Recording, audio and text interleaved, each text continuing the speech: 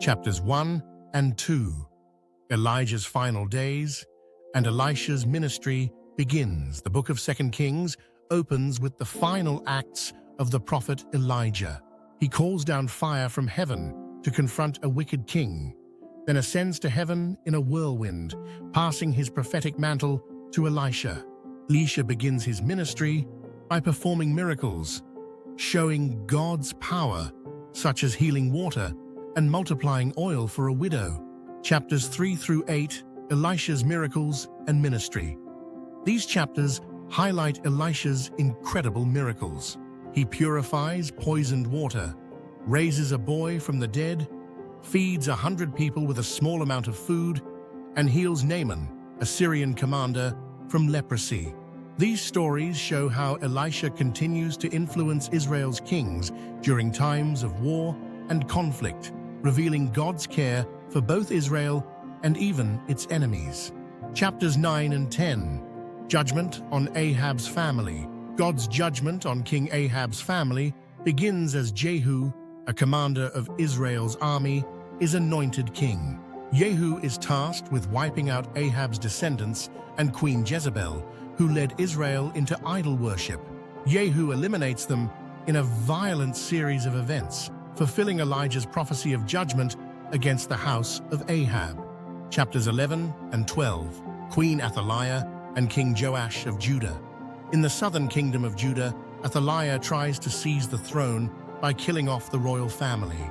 However, Joash, a rightful heir, is hidden as a child in the temple. When he is old enough, Joash is crowned king, and Athaliah is overthrown.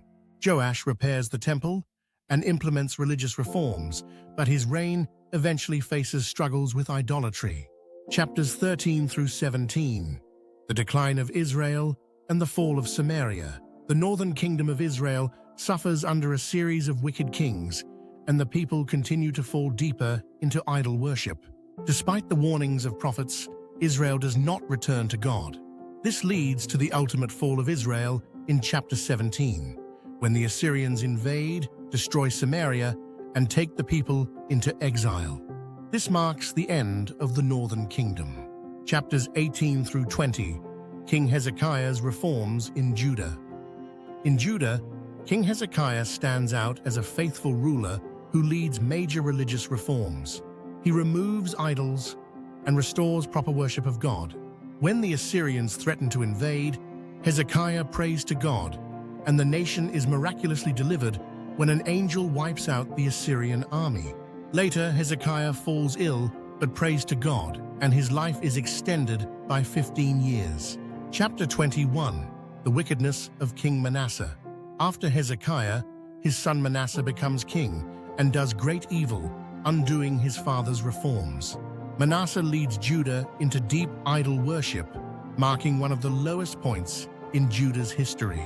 This period sets Judah on a path towards judgment and eventual exile. Chapters 22 and 23. King Josiah's reforms. Josiah becomes king after Manasseh, leading one of the most significant spiritual revivals in Judah. When the book of the law is discovered in the temple, Josiah is horrified by how far the people have strayed from God's commands. He renews the covenant with God, destroys idols, and restores worship at the temple. Despite his efforts, God's judgment on Judah is still inevitable due to past sins. Chapters 24 and 25. The fall of Jerusalem. Judah's kings after Josiah fail to follow his righteous example, and the nation slips back into sin. Babylon invades Judah, and Jerusalem is besieged. The temple is destroyed, and the people are taken into exile in Babylon. This marks the end of the southern kingdom, completing the judgment God foretold due to Israel and Judah's persistent disobedience. Conclusion. The book of 2 Kings tells a powerful story of God's warnings and judgment. While it starts with great prophets and faithful kings like Hezekiah and Josiah, it ends with the downfall of both Israel and Judah. Yet, through it all, God's faithfulness shines as he continues to call his people back to him even when they stray.